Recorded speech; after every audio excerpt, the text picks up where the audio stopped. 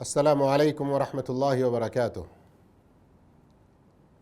الحمد لله الذي جعل الموت نهاية كل حي في الدنيا، والصلاة والسلام على من أرسل خاتما للنبيين وعلى آله وصحبه أجمعين. أما بعد, రుజుమార్గం TV ప్రేక్షకులకు మరణాంతర జీవితం అనే అంశంలో స్వాగతం.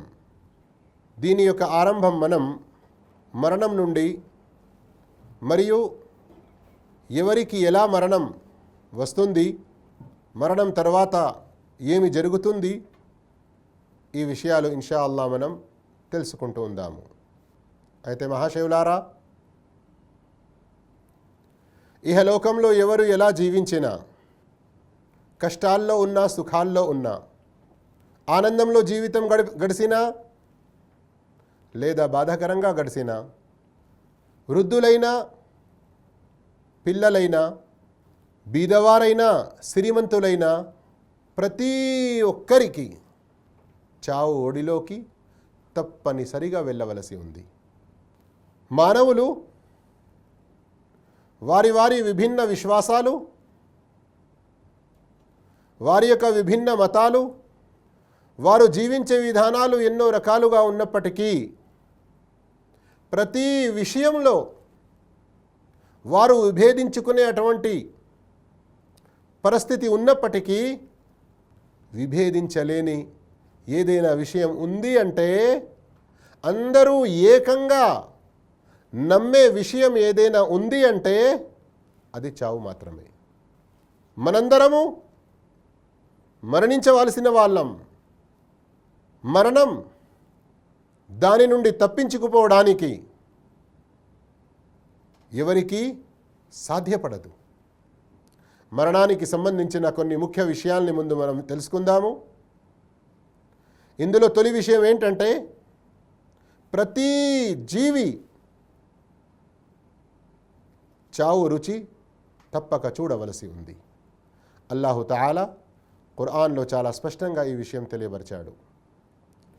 కుల్లు నఫ్సిన్ జాయికతుల్ మౌత్, ప్రతి జీవి చావు రుచి చూడక తప్పదు. మరియు సూర రహమాన్ ఆయత్ 26లో కుల్లు మన్ అలైహా ఫాన్, ఈ విశ్వంలో నివసించే వారందరూ కూడా నశింతురు. ఎవరికి చావు నుండి తప్పించుకునే అవకాశం లేదు. ఈ సృష్టిలోకెల్లా అల్లాహ్ తర్వాత అందరికంటే ఉత్తమములైన వారు, సర్వ సృష్టిలో శ్రేష్ఠులైన వారు ప్రవక్త మహానీయ ముహమ్మద్ సల్లల్లాహు అలైహి వసల్లం వారి గురించి కూడా సూర జుమర్ ఆయత్ నంబర్ 30లో అల్లాహ్ ఇలా తెలియపరిచాడు. ఇన్నక మయ్యితూన్ వ ఇన్నహుం మయ్యితూన్,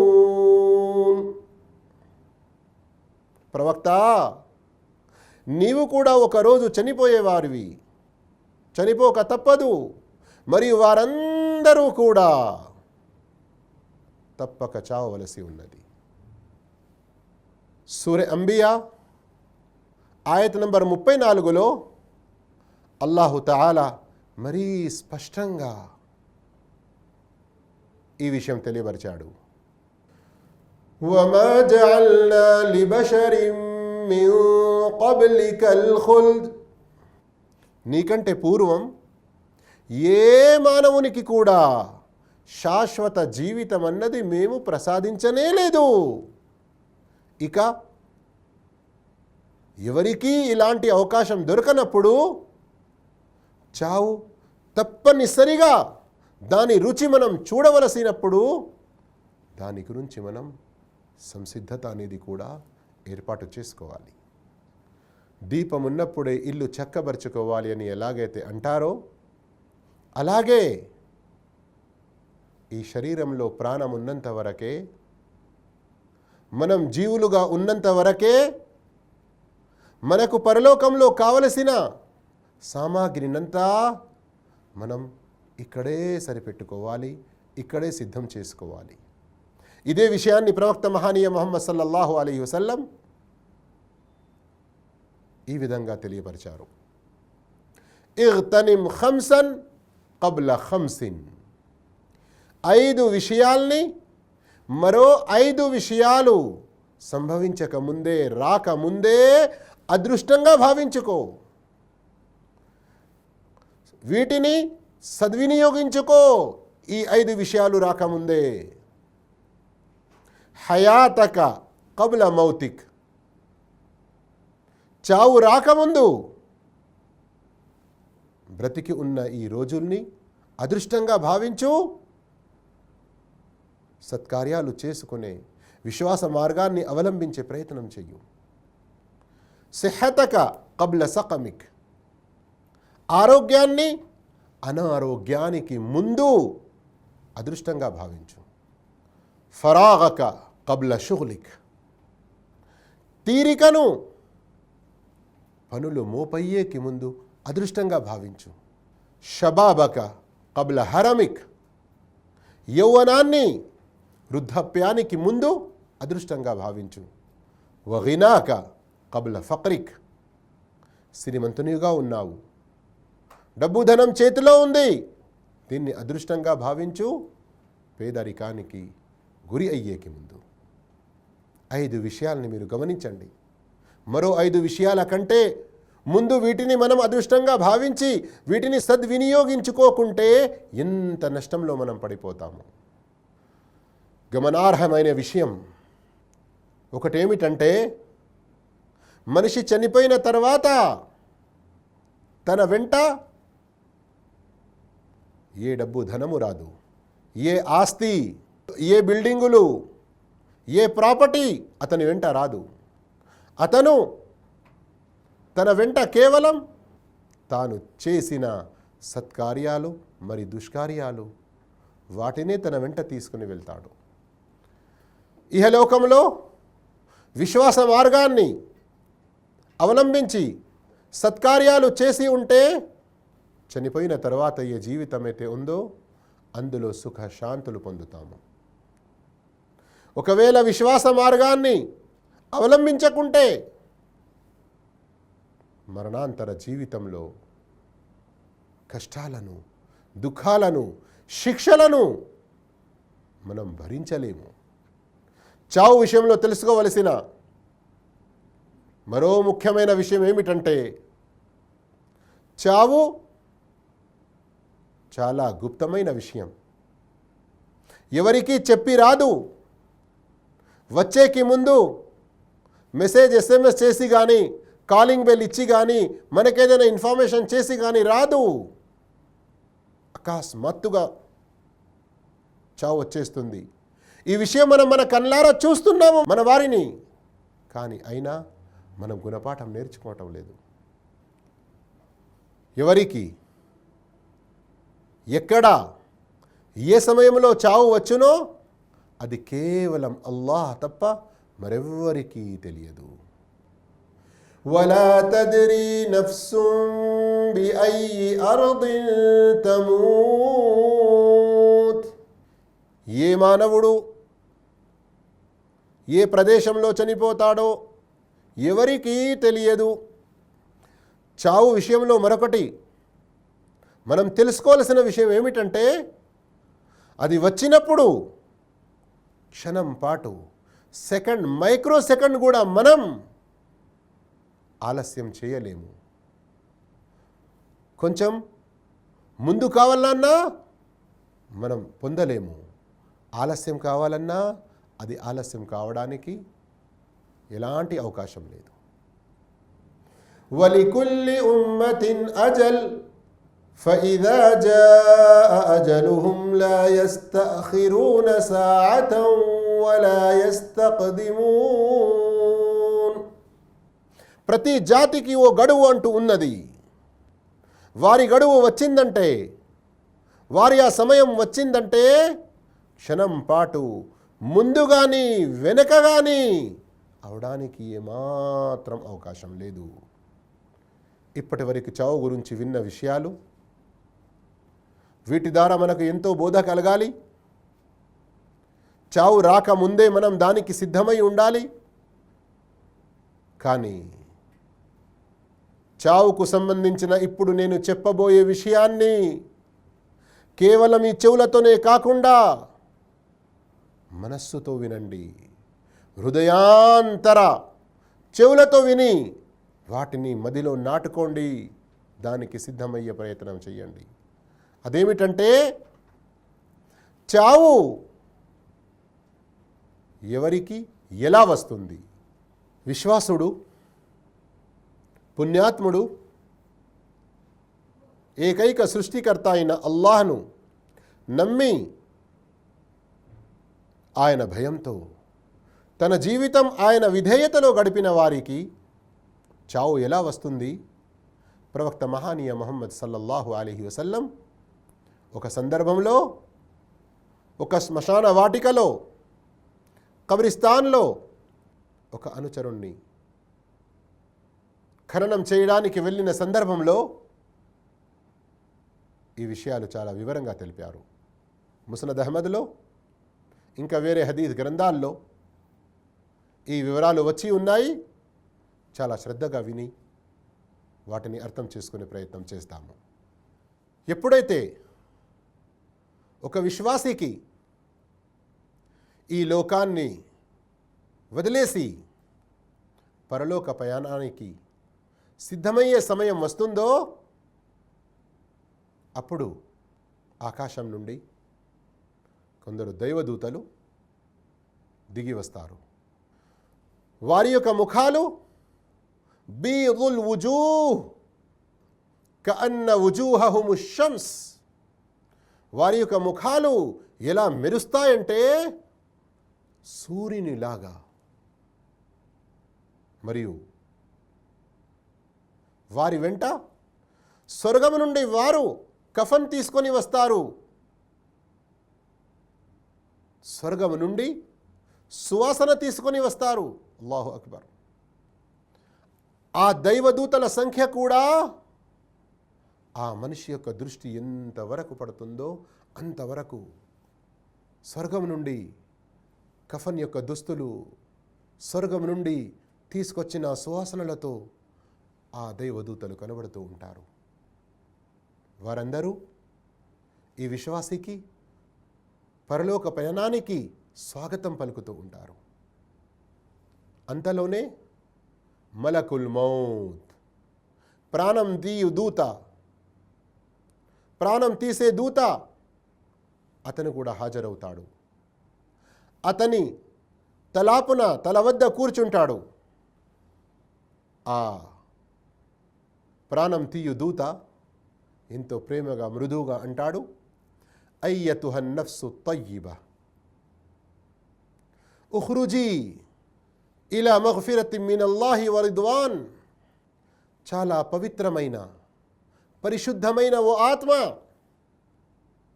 అల్లాహ్ యొక్క విశాలమైన క్షమాపణ, మన్నింపు మరియు ఆయన సంతృష్టి వైపునకు వచ్చేసేయి. ఇదే సందర్భంలో మీరు సూరే ఫజ్ర్లోని ఆయతులు కూడా చదవవచ్చు. యా అయ్యతుహన్ నఫ్సుల్ ముత్మయిన్న, ఓ శాంతి గల, విశ్వాసము గల ఓ ఆత్మ, ఇర్జిఈ ఇలా రబ్బికి రాదియతం మర్దియ్య, ఎంతో సంతోషంగా నీవు కూడా సంతోషంగా నీ ప్రభువు నీ పట్ల సంతోషంగా ఉండి నీవు నీ ప్రభు వైపునకు వచ్చేసేయి. ఆ తర్వాత ప్రాణం తీయు దూత ఎంతో సునాయసంగా, సులభతరంగా అతని ఆత్మను అతని శరీరంలో నుండి తీసుకుంటాడు. అతను తీసుకున్న వెంటనే అక్కడ ఉన్న దైవదూతలందరూ ఏ కఫన్ దుస్తులైతే తీసుకొచ్చారో, సువాసన తీసుకొచ్చారో దాంట్లో చుట్టుకుంటారు. దైవదూతలు ఒకరికి ఒకరు చేతుల్లో మార్చుకుంటూ తీసుకొని ఆకాశం వైపునకు వెళ్తారు. అక్కడ మొదటి ఆకాశం వైపునకు వెళ్ళినప్పుడు మొదటి ఆకాశం యొక్క ద్వారం మూయబడి ఉంటుంది. తీసుకువెళ్ళేవారు అనుమతి కోరుతారు. అప్పుడు వారు అడుగుతారు, ఇది ఎంత పరిశుద్ధ ఆత్మ, పవిత్రమైన ఆత్మ, ఎవరిది, వీరెవరు? తీసుకెళ్ళే దేవదూతలు వారి యొక్క మంచి పేరు, వారి యొక్క మంచి కర్మ, వాటిని ప్రస్తావిస్తూ ప్రశంసిస్తారు. ఆ తర్వాత మొదటి ఆకాశం యొక్క ద్వారాలు తెరవబడతాయి. మొదటి ఆకాశ ద్వారాలు తెరవబడిన తర్వాత ఆ మొదటి ఆకాశం యొక్క దైవదూతలు కూడా వారి వెంట రెండవ ఆకాశం వైపునకు వెళ్తారు. అక్కడ కూడా ఇలాగే ప్రశ్నోత్తరాలు జరుగుతాయి. ఈ విధంగా 7వ ఆకాశం వరకు చేరుకుంటారు. ప్రతి ఆకాశం దైవదూతలు, దాని తర్వాత ఉన్న ఆకాశం వరకు వారి వెంట వెళ్తూ ఉంటారు. 7వ ఆకాశం పైకి వెళ్ళిన తర్వాత అల్లాహ్ ఆ దాసుని ప్రశంసిస్తూ, నా ఈ దాసుని యొక్క జాబితా ఇల్లియీన్లో రాయండి, మరియు ఆ ఆత్మను తిరిగి అప్పటి వరకు అతని బంధువులు అతని యొక్క ఆ కళేబరాన్ని, శరీరాన్ని తీసుకొచ్చి సమాధిలో పెడతారు. తిరిగి సమాధిలో అతని ఆత్మను పంపండి. అక్కడ కూడా కొన్ని ప్రశ్నోత్తరాలు జరుగుతాయి. మరియు నా యొక్క వాగ్దానం కూడా, మిన్హా ఖలక్నాకుం వఫీహా నుఈదుకుం వమిన్హా నుఖ్రిజుకుం తారతన్ ఉఖ్రా. ఈ భూమి యొక్క మట్టి ద్వారా మిమ్మల్ని సృష్టించాను, తిరిగి ఈ మట్టిలోనే మిమ్మల్ని పంపుతాను, తిరిగి మళ్ళీ ఈ మట్టిలో నుండే మిమ్మల్ని మరోసారి బ్రతికిస్తాను. ఇలా విశ్వాసుడయ్యేదుంటే, సత్కార్యాలు చేసేవారయ్యేదుంటే, ఇంత గొప్ప ఆశీర్వాదాలతో, ఇంత గొప్ప స్వాగతం పలుకుతూ దైవదూతలు వచ్చి స్వర్గపు యొక్క కఫన్ దుస్తులు తీసుకొచ్చి, స్వర్గం నుండి సువాసనలు తీసుకొచ్చి ఎంతో సునాయాసంగా, సులభతరంగా అతని శరీరంలో నుండి అతని ఆత్మకు బయటికి తీసి పైకి తీసుకెళ్తారు. అల్లాహుతాలా మనందరినీ విశ్వాస మార్గాన్ని అవలంబించి సత్కార్యాలు చేస్తూ ఉండే భాగ్యం ప్రసాదించుగాక. మరియు మన శరీరంలో నుండి ఆత్మ వేరు అయ్యే సందర్భంలో కూడా లా ఇలాహ ఇల్లల్లాహ్ అనే ఈ సద్వచనం కలిమ తయ్యిబా చదివే అటువంటి సద్భాగ్యం వల్ల మనకు ప్రసాదించుగాక. ఆమీన్. కానీ ఇక ఎవరైతే అవిశ్వాసాన్ని అవలంబించి ఉంటారో, బహుదైవారాధనలో పడి ఉంటారో, పాపాల్లో కూరుకుపోయి ఉంటారో, ఏకైక సృష్టికర్త అల్లాహ్ను విశ్వసించకుండా లేదా విశ్వసించినట్లుగా చేసి అంతరాత్మలో ఇస్లాం పట్ల, విశ్వాసం పట్ల ప్రేమ ఉండవలసినదిగా కాకుండా వారి యొక్క జీవితం అల్లా యొక్క ఇష్టానికి భిన్నంగా తమ కోరికల మాదిరిగా జీవితం గడుపుతూ ఉంటారో, వారి యొక్క పరిస్థితి ఏమవుతుందో ఒక్కసారి అదే హదీసులో మీరు ప్రవక్త సల్లల్లాహు అలైహి వసల్లం నోట వినండి. వ అమ్మల్ కాఫిరు అవిల్ మునాఫిక్. ఇక ఎప్పుడైతే అవిశ్వాసి లేదా ఒక వంచకుడు, కపట విశ్వాసి వారు ఈ ప్రపంచాన్ని విడనాడి పరలోకానికి పయనమయ్యే ముందు ఎవరొస్తారు? ఆకాశం నుండి దైవదూతలు అవతరిస్తారు. కానీ వారి ముఖాలు ఎలా ఉంటాయి? తెల్లగా నవ్వు ముఖంతో మెరుస్తూ ఉంటాయా? లేదు. ప్రవక్త సల్లల్లాహు అలైహి వసల్లం చెప్పారు, వారి యొక్క ముఖాలు నల్లగా ఉంటాయి, భయంకరంగా ఉంటాయి. చాలా పెద్ద సంఖ్యలో వారు వస్తారు. ఆ మనిషి యొక్క దృష్టి ఎంతవరకు పడుతుందో అంతవరకు వారే కనబడుతూ ఉంటారు. వారిని చూసి అతడు భయకంపితులవుతాడు. అంతలోనే మరణ దూత కూడా వచ్చేస్తాడు. అతడు వచ్చి ఏమంటాడు వచ్చి, అయ్యతుహన్ నఫ్సుల్ ఖబీథ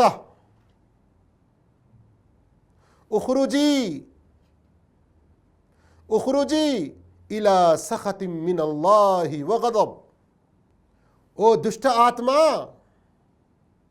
అల్లా యొక్క ఆగ్రహానికి, అల్లా యొక్క కోపానికి గురి అవడానికి ఇక బయటికి వెళ్ళు, వచ్చేసాయి. ఇక అతని శరీరం నుండి ఆత్మను తీయడానికి ప్రయత్నం చేస్తాడు. కానీ ఆత్మ మరణ దూత చేతిలో రాకుండా శరీరంలో పరుగెత్తుతూ ఉంటుంది. చివరికి ఆ మరణ దూత శరీరంలో నుండి ఆత్మను తీస్తాడు. అది ఎంత కఠినంగా వస్తుందంటే, ఎలాగైతే ఒక పచ్చి బట్టను, తడిగా ఉన్న బట్టను ముళ్ళ కంప నుండి తీసేటప్పుడు ఏ ఇబ్బందికరంగా మన వైపునకు వస్తుందో అంతకంటే మరి ఇబ్బందికరంగా. ఆ తర్వాత దైవదూతలు నరకం నుండి దుర్వాసన వస్తున్నటువంటి కఫన్ దుస్తులలో అతన్ని చుట్టుకుంటారు. వెంటనే తీసుకొని ఆకాశం వైపునకు వెళ్తారు.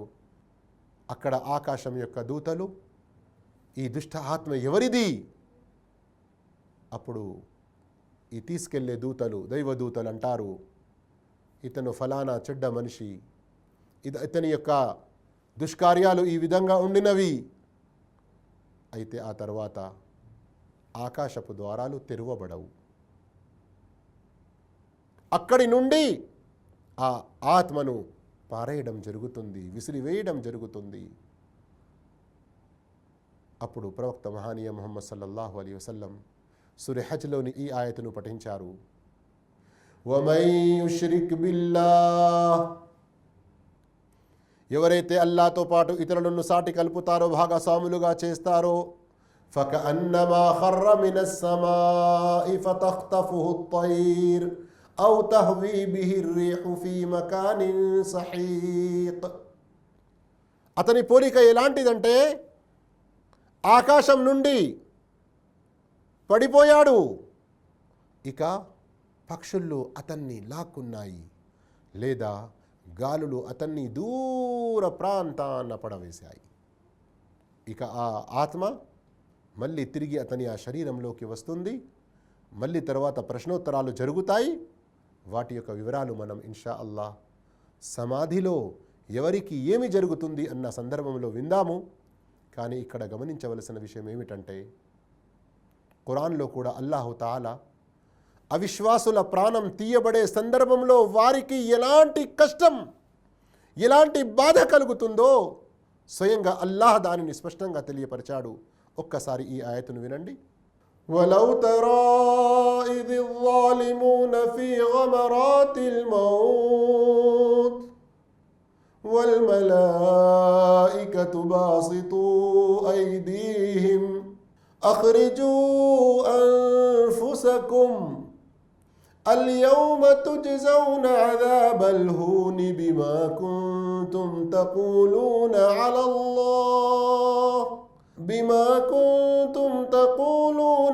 الله غير الحق. ఈ దుర్మార్గులు మరణ వేదనలో మునిగి తేలియాడుతున్న సందర్భంలో దైవదూతలు తమ చేతులు చాపుతూ బయటికి వచ్చేసాయి. అల్లాహకు వ్యతిరేకంగా అసత్య మాటలు మీరు ఏదైతే పలుకుతూ ఉండేవారో, దానికి బదులుగా ఈరోజు మీకు ఇలాంటి అవమానకరమైన శిక్ష మీకు ఇవ్వడం జరుగుతుంది అని ఆ చెప్పబడే రోజును ఒకసారి గుర్తు చేసుకోండి. అలాంటి ఆ సమయం రాకముందే మనం గుణపాఠం నేర్చుకోవాలి. విశ్వాస మార్గాన్ని, సత్కార్యాలు అవలంబించే మార్గాన్ని మనం నడిచే ప్రయత్నం చేయాలి. ఈ విధంగా మహాశివులారా, ఎవరికి చావు ఎలా వస్తుంది అనే విషయం ఏదైతే వింటున్నామో, దీనికి సంబంధించిన తరువాయి భాగం వినడం మర్చిపోకండి. అల్లా మనందరికీ విశ్వాస మార్గాన్ని అవలంబించే సద్భాగ్యం ప్రసాదించుగాక. వస్సలాము అలైకుం వరహమతుల్లాహి వబరకాతుహు.